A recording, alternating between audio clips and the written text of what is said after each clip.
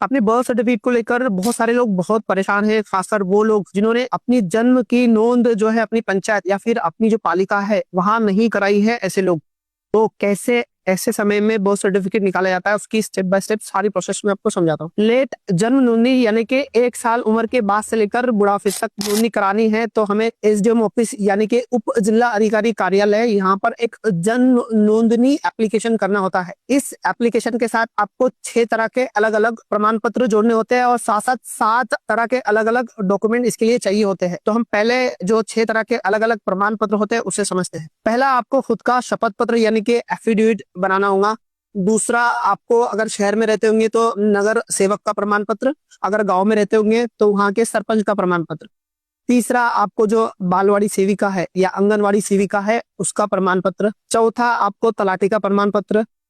पांचवा, इन सबके साथ ले जाके आपको पुलिस वेरिफिकेशन का प्रमाण पत्र लेना होगा। अब इन सबको जमा करके आपको आपकी पंचायत या फिर आपकी पालिका में जाना होगा। वहां से आपको जन्म नोंदनी नहीं है बोल के एक प्रमाण पत्र मिलेगा। इन सारे प्रमाण पत्रों के लिए आपको 7 अलग अलग तरह के डॉक्यूमेंट्स या फिर आपके पास जितने डॉक्यूमेंट्स है वो सारे लगाने होंगे। पहला, आपको जन्म से रिलेटेड कुछ देना होगा, जैसे कि हॉस्पिटल की रिसीप्ट या फिर जो लसीकरण का कार्ड है वो। अगर कुछ नहीं है तो फिर यहाँ पर आपको 100 रुपए के बॉन्ड पर एक शपथ पत्र यानी एफिडेविट देना होगा। दूसरा, आपकी घर पावती, आपकी नल पावती या फिर आपका लाइट बिल। तीसरा, आपकी टीसी, आपका प्रवेश निर्गम या फिर आपका बोर्ड सर्टिफिकेट। चौथा, आपको 7/12 या आपका प्रॉपर्टी कार्ड या रजिस्ट्री की कॉपी या फिर आपका नमूना नंबर 8 ये जोड़नी होंगी और इनसे रिलेटेड फेरफार की नकल यानी म्यूटेशन नकल। पांचवा, आपको कोई ना कोई आईडी कार्ड जोड़ना होगा, जैसे आपका इलेक्शन कार्ड, आधार कार्ड, पैन कार्ड या कोई और आईडी कार्ड जोड़ सकते हैं। छठा जो है तो आपकी फैमिली से रिलेटेड है, जैसे राशन कार्ड हो गया या मैरिज सर्टिफिकेट हो गया, वो हो सकता है।